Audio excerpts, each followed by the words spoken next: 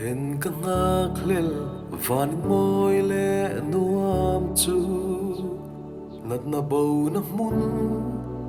mangai na len vel ram chu kalal katana cross aliam tuar kha kiang lengin sa tuarin kamu anga ahun atleng tuai do kalal pa ang chu nga len hun chu ahun atleng tuai do tinare nga om to lo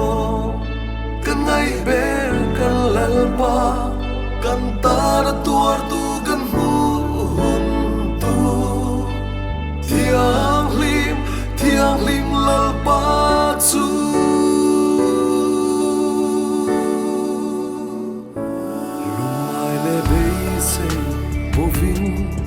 yao trina ring lele khu sungin rin na kan puang tri atlon lo ti kan la pu nge yanga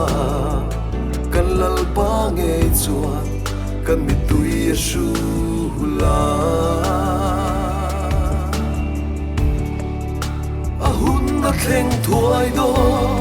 kalal pa ang chu nga len hun chu ahun a thleng thuai do hinare nga om to lo kan ngai ber kalal pa kan tar tuar tu kan hu hun tu thiang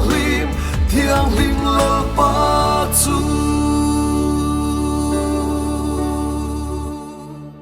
tho le na ni lâu then hun chuanin mangai tene kanin to kho manga lal pa choi moin a ming fakin kan zai to ang satuanin ro arela to le ni alo then hun na chuanin mangai tene kanin to kho manga lal pa zoi moin a ming fakin kan zai do ang satuanin ro arela